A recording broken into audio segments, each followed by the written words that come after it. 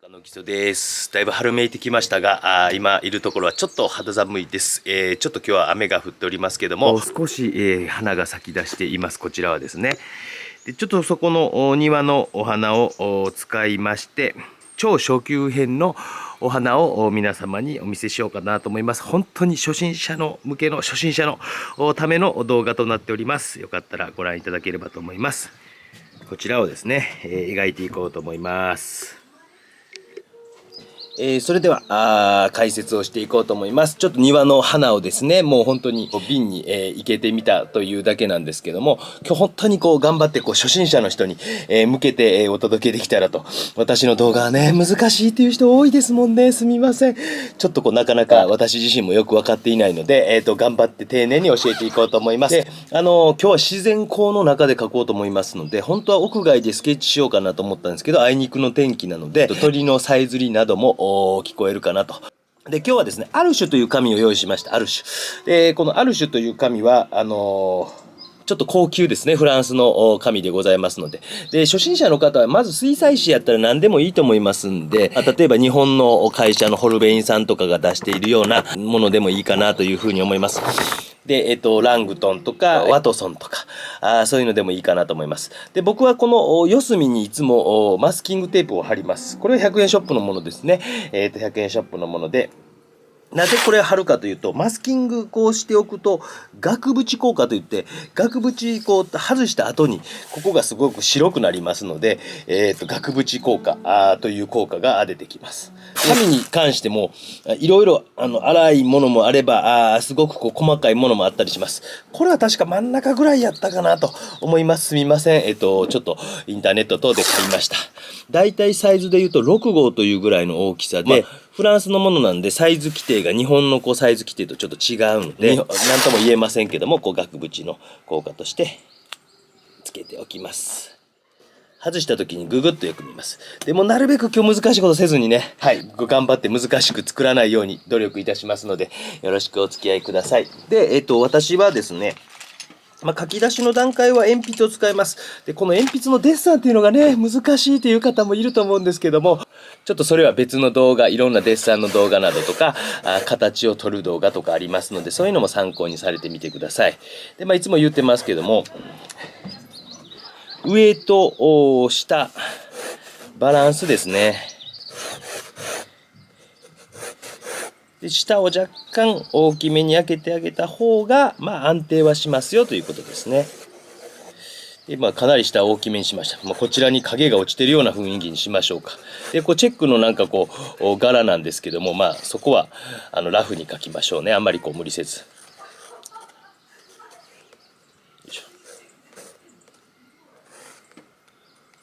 で、水彩というのはやっぱり水というものをやっぱり味方につけるという気持ちで、やってください。描くということも大事なんですけど、水というものをうまいこと使って、水と対話しながらですね、でちょっと端とか切れてもええかなと、横に広がっていくような動きとかですね、これクリスマスローズなんで、ちょっと季節的には、もう皆さんのところはどうなのかなって感じしますけども、ちょうど冬から春にかけての感じが出ればいいかなと思いました。で、主役となるこちら向いてる花ですね。庭でずーっとやってます。で、一番上はちょうど入るぐらいかなと。下はちょっと大きめに開けました。鉛筆を持つときはこのようにですね、軽く持って、消しゴムとかで消しやすいぐらいの筆圧にしておいてあげてください。構図のお話とかもしてありますので、そういう動画もぜひ参考に、見ていただけると、この動画を見終わった後に構図のお話をしている動画も何本か上げてたりとかしますし、水彩のすごく初級的なのもいくつか上げてます。今回の一番初級編として使えんかなと。水滴が透けて綺麗やなとか本当は思うんですけどね、そこまで今日は描けないかなと思いますけども、後ろに菜の花を描いてあげようかなと。これはね、F で今鉛筆書いてます。あんまり濃すぎずに、薄すぎずという感じですね。で、この辺にグラスの向こう側に机のあれがあったら少し書いておいてもいいかなと。ここがキラッと白く光ってるので、意外とこれを下の方に持ってくるよりはちょっと上にしておいた方がいいかなと。意外とここも、1、2、3、4という感じでこう響かせ合っていけるかなと思います。でしっかり鉛筆で丁寧に皆さんは取られてください。私はこの辺はファファファとやりますけども、ぜひゆっくりしっかり、取られていくことをお勧めします。でも本当にこう形を見るときはこの頂点が斜めのこのぐらいの角度に来たらこの辺に白い後ろのあれがあるなとか、この辺にクリスマスローズ後ろ向きさんがいるなと、恥ずかしがり屋さんがおるなとかね、いう感じでこの辺はこっち側向いて、この辺まで来ていてとかで、多分ちょっとずつ下がってくると思います、花ね。はい、描いてるとですね、その辺は自分の頃合いのいいところで描いてあげるのが一番かなと思います。でこう楕円なんか向こう側の形も少しこう描いてあげてですね。で筆にもですねいくつか種類があって、こういう平筆と呼ばれるようなもの、平らなこう平筆とかこう丸筆とか、もうちょっとこう含みがいいようなこういった形のところがむくっとしてるやつとかね、もっと含みがいいようなこうムクムクムクとかっていうものがあります。ちょっと今日は大体に一番大きいこれでいきましょうか。でパレットはちょっと掃除してませんでしたけども、こういったパレットで私はやってます。なるべくこうステンレスのものを用意されるといいかなと思います。プラスチックの安くというよりは、こういうのは一生もの、特にこのパレットは一生ものですから、ぜひぜひ一生ものを買われて、ね、ステンレスとかやったらずーっと使い続けれます。絵の具とかももうずーっとここに出してですね、こうティッシュをここに入れております。どこから書いていいかわからんという時は、どこから行きましょうか。もう、じゃあ一番なんかこの面積の中で多い緑色かなんかを、こういうのを霧吹きでこうピュピュピュピュとやっといた方がいいですよ、パレットね。今日持っていくの忘れましたんで。ちょっと鮮やかな緑かなんかを葉っぱから行ってみましょうか。ね、もうだいぶさっきより下がったな。茎。で、今これ普通に置いただけ。で、もっとね、水をここにギューッと、水だけに近いようなものとかでやってみたりとか、ギューッとそこにもうちょっと例えば濃い緑をクッとさしてみたりとか、この段階で非常にこう遊べるんですね。もっとこう水を多めにしたものをシューッとしてみたりとか、この中にちょっと黄緑をさしてみたりとか、こういうふうにこう書き出しの段階から遊んであげてください。勇気はいりますけどね、同じ単色じゃなくてちょっとほぼ水でいってみようとかね、水でいってみようとか、乾かないうちやったらばいろんな作業できますから、今日なんかこれ屋外で書いてますけど、おそらく乾くのすっごい遅いです。そうするとこの中だけでもいろんなグラデーションができますよね。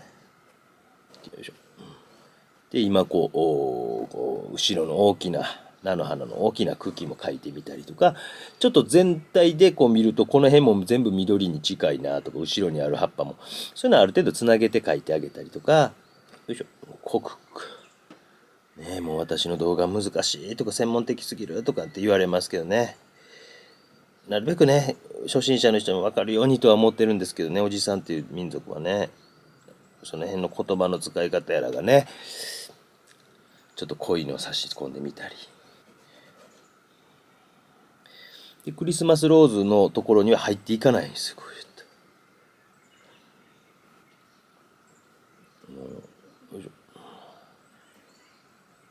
た幅広い年齢層の層に、方に見ていただいておりますけども、あとはね、で奥の方はちょっと薄めにしておきましょう。これは後でこう奥行きとかを出す時にあんまり濃くならない方が、前後関係というのを出しやすいので、とりあえずは薄めにこう一番奥の方のに見える葉っぱですけども、描いておいてみましょう。ちょっと出ている、写真とは違いますけども、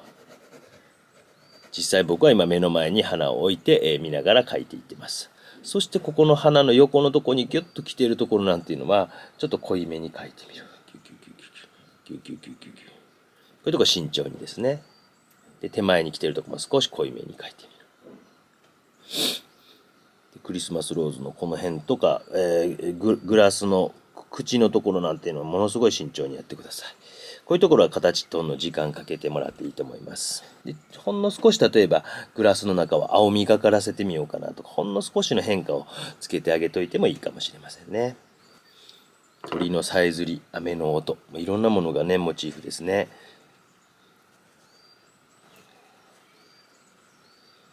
クリスマスローズのとこは緊張感持ってね。よいしょ。で、水が屈折しているところとかっていうのも結構クリアに見えてるところはぐっと強くこう描いてあげたりとか、ちょっと違う色ぐっと差し込んでみたりとか、そこのところなんていうのもね、ぐーっとこう。よいしょ。で、横に回っていくとこっていうのは今の段階はちょっと薄めに描いておいた方がいいですよね、こういうとこね。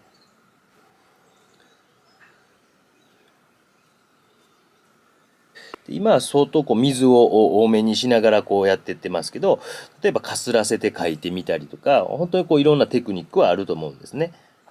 でも初めはこうやって水と対話するように描いていくというかですね、もうちょっとこう濃い方がいいかな、薄い方がいいかなとか、水の量にしても絵の具の濃さにしてもこう、そういうことをまず、第一ステップとして考えられると上達早いですよ。で細かいこう一本一本のも見えますけども、少し大きめにですね。でこの辺りの葉っぱ、クリスマスローズの葉っぱはこちらの菜の花とかの葉っぱよりも濃い気がしますので、ちょっとそういう濃い色というのは濃く、置いていってもいいかなと思います。勇気はいりますけどね、こういうとこね。これが茎で、この横にこうこの辺りかな。でまた外側からこの花を白く見せるための仕事みたいな。よいしょ。でその中でもこうグラデーションがかかってますよとかね。細かい部分はもう本当後で、あまり直せませんけどね、形とかは狂ったってなるのが怖いんやったらしっかりと丁寧に初め形取られてみてください。もう最悪もう怖すぎるんやったら転写でもいいかもしれませんしね。でこの中でも薄いとこ濃いところみたいなつけながらちょっとティッシュで拭き取ってあげたりとか。で菜の花の緑とかも少し描いていっておきましょう。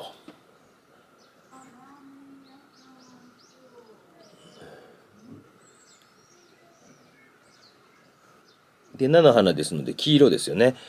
そういったものも書き出してもいいかもしれませんね。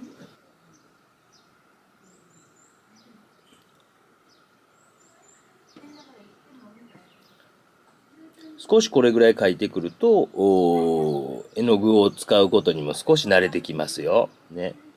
緑の中でもすごく豊かなの分かりますか？ちょっと黄色をいってみましょうか。少し黄色ですね。もうちょっと白とかも混ぜてもいいかもしれませんよ。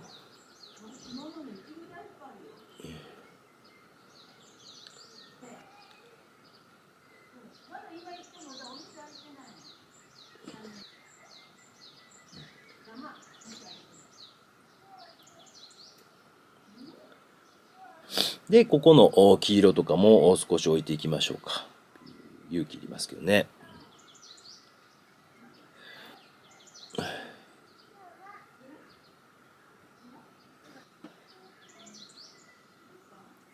多すぎたら水を拭き取ってあげたり、筆先の水を少し取ってこういうので拭き取ってあげたりとか、濃いところをぐーっと濃くしてみたりとかですね。こちらもちょっと黄色い花綺麗ですね。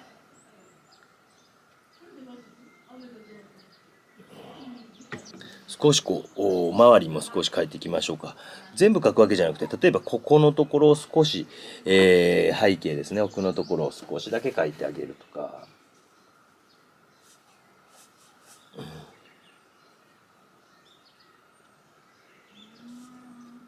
描いて、あと水だけでね、水だけでふわっとお兄ちゃんのダダが始まってますね。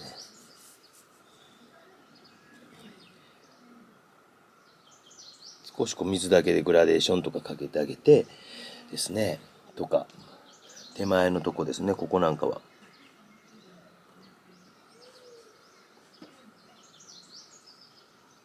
でこっち側にシュッとね影をですね、水を多めにしてピシュッ、もうほぼ水ですね。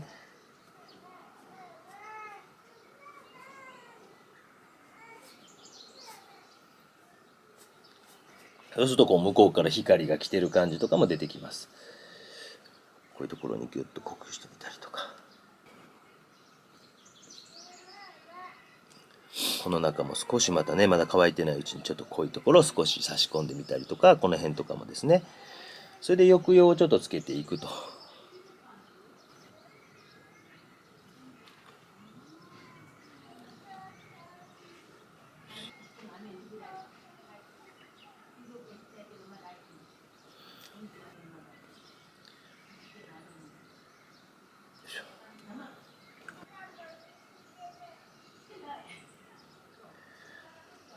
このくらいで一回乾かしたいとこですよね。ちょっと乾かしましょうかね。弟子が来ました。ギャーギャー言ってたんで。それで、ここ絵がね、乾いてないから、こうして。おうおう。そうそうそうそう。真上から、おお、うまいうまいうまい。お弟子さんにやってもらってます。今乾かしてるの。ある程度乾きました。まだですね。で、ちょっと全然違う色ですんで、クリスマスローズの方を描いていこうかなと思います。紫色なのかな。とりあえず、まず置いてみると。どんな色かわからんでも、まず置いてみると。ちょっと違うなと。もうちょっと赤みがかってるかな。あ、このぐらいかなと。っていう感じで、こう、色をですね、で、もうちょっとこう、黄色みがかってるような感じもあるな。ちょっと反対色だからこういうの慎重にいかんといかんですけど、黄色みがかってるかもなとかですね。こういうところに微妙な色を探しながら、グラデーションとかをつけるときは、しっかりと水だけでグラデーションをつけてあげる。重なり合ってるところ。で、より濃くなってるところっていうのは、しっかり濃く描いてあげて、ね、背面に見えるやつも少しこう描いてあげて、ちょっと赤みが、もうちょっと赤みがかってるかなとか、ここの茎に引っかかってるかなとかですね。で、水でこう薄めたものでグラデーションをかけてみたりとか、ぐっと濃いところはぐっと濃くして。ね。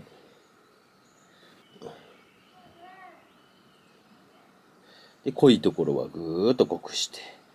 で、水で薄めて。よいしょ。で、物の形の端なんていうのは意外と濃くこうしてあげると。ね、白い、薄い白いのもあれ、花もあれば濃いところもあったり、赤みがかっているところもあれば、青みがかっているところもある。こういうのをこう、ちゃんと見ていけるかなっていうところが絵を描く、面白さであり、難しさであり、ですね、成長するポイントだと思います。紫色でももうちょっと濃いめかなとか。よいしょ。後ろ向きのクリスマスローズさん。輪郭のところ濃くなってるとか、そういうところはしっかり見てですね、絵の具を差し込んでみたりとかしてみてください。もうちょっと赤みがかってるかなとか。一個一個の花によって色が少し違いますからね、そういうのをこう見極めれるかっていうことが、こちらのクリスマスローズとか。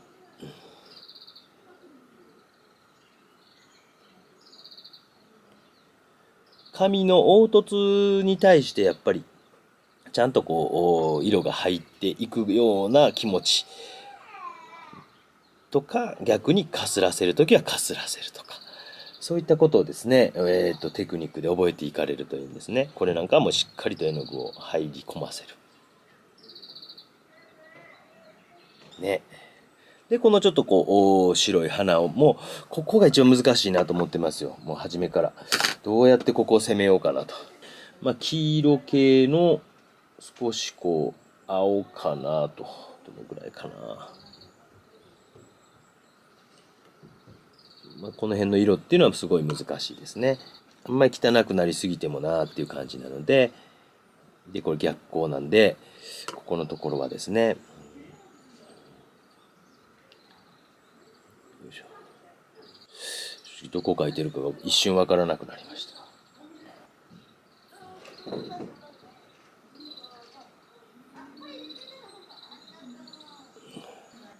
この辺ぐちゃぐちゃっと出てます。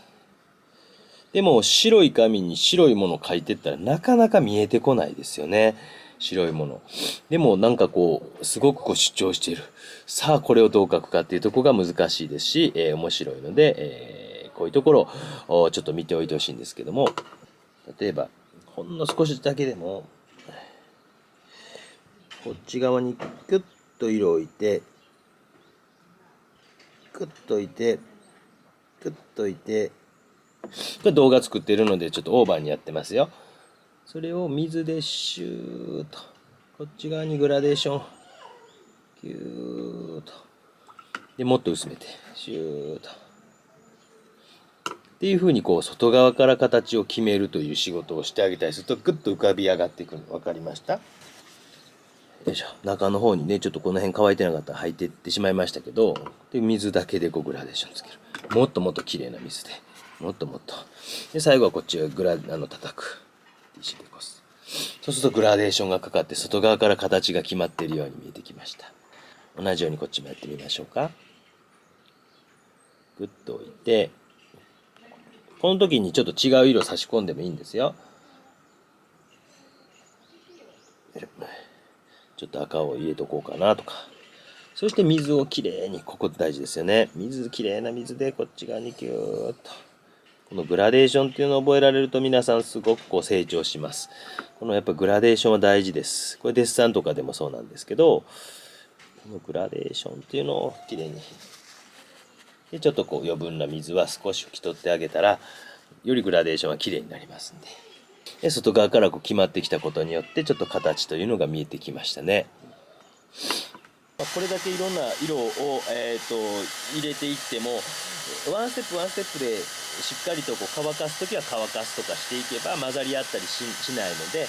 初心者の方っていうのはそれを覚えておいてください。でここはちょっとここから重ねていくということもちょっと意識しながら書いていってみてください。でちょっとこうこれからは重ねていくということを少ししていこうと思います。また一番初めに書いた葉っぱあたりからですね、でその中でも濃い色とかをちょっとちゃんと見て、ここの茎の色とかを少し濃いぞとかって言ったら濃くしてあげて、この外側からグッと決まってるぞとかっていうところとかですね、内側も外側からグッと決まってたり、内側からぐーっとこう決まってきたり、濃い色があったりとか、この辺はやはり皆さんの観察です。観察をしっかりしてあげる。だいぶ明るい、葉っぱが後ろの方にあるぞと思ったら、そういうふうに後ろの方は少し明るめに描いてあげて、明るく描くのは絵の具のあれも絵の具の種類あるんですけど、水の量とかっていうのによっても加減によってもこう薄くとか塗れますのでね、覚えていってください。より濃い葉っぱとか外側からこうこういうところなんかもこう決まってくると浮き上がって見えてきて、今ねだいぶ密度感が見えてきたんじゃないですか。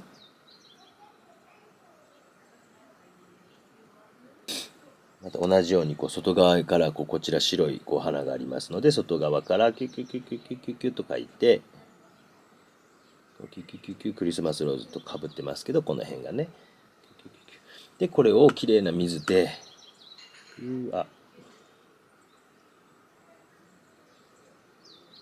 少しこう緑が残ってましたが、それはそれでね、で外側から描くことによって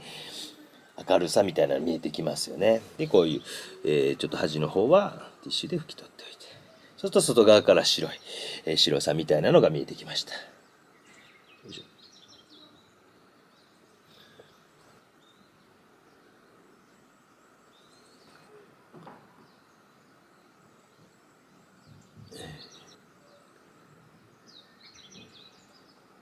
ちょっと青みがかった色とかでこのガラスの中も少し描いてあげたりとか、相当薄く水に浸かっているところというのを描いてあげたりとか。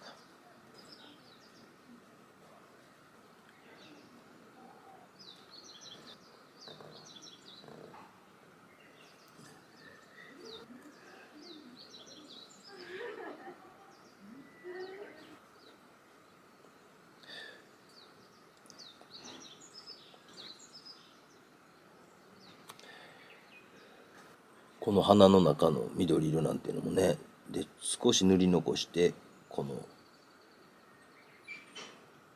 瓶ですっけ。よいしょ。水でグラデーションつけてみたりとか。ここの菜の花の感じも書いておきましょうね。わからんかったらまず書いてみて、だいたいこの辺かなって書いてみてですね。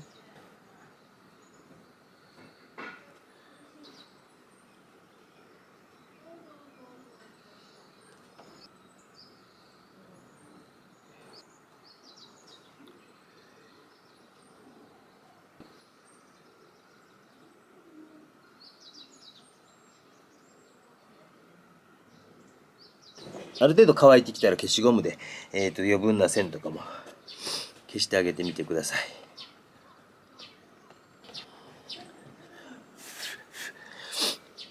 このぐらいでも十分ガラスに見えると思うんですよね。花もね、全部くくってなくても見えてくるじゃないですか。でそういうことをちょっとできるようになってくるとですね、皆さん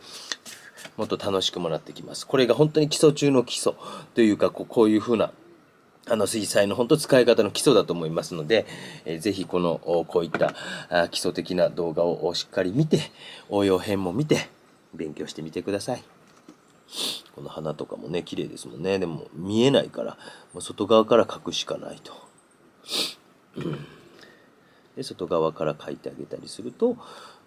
白い花でも浮かび上がって見えてくると。浮かび上がってくると。最後、ちょっとスピードアップして加筆の部分とか書き込みを見せていこうと思います。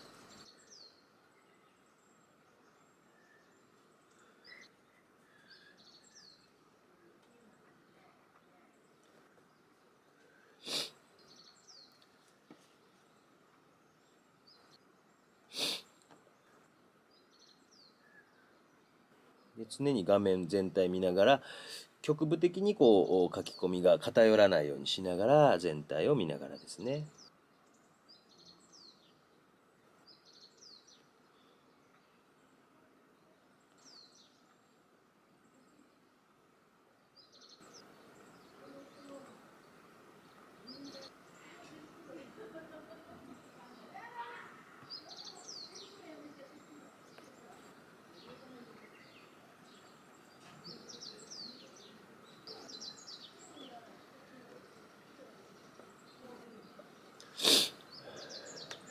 画面の中でね、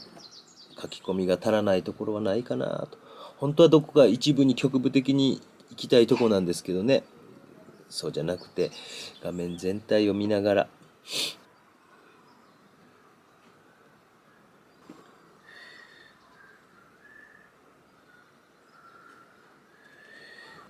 下の柄とかもう描くの大変ですから、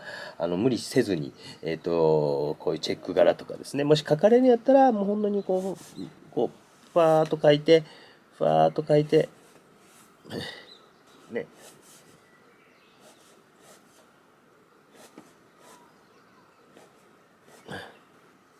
少しかすらせるぐらいにしておいて、こちらの方はもうほぼ水にしてあげて、周り行けば行くほど水みたいな感じにしてラフに描いてあげるとかしてですね、そんな無理なく、してあげた方がいいかなと思います。これでもちょっと強いな思ったらティッシュでやばいやばいやばいって拭き取ってあげてもいいと思います。周りの方だけでもですね、もうこのぐらいでも十分かなというふうに思います。後ろとかもどこまでも描くことももちろんできますけども、これぐらいで本当に水彩の良さみたいなのが十分出てきますので、今1時間ちょうどとなりそうですね。書いてみました。もう超基本的な、一番基本的な、もちろんここからどんどん時間かけて書き込んでいってもいいんですけども、このぐらいで皆さんにちょうどいいかなと思いますので、今回は超基本的な透明水彩の描き方ということで、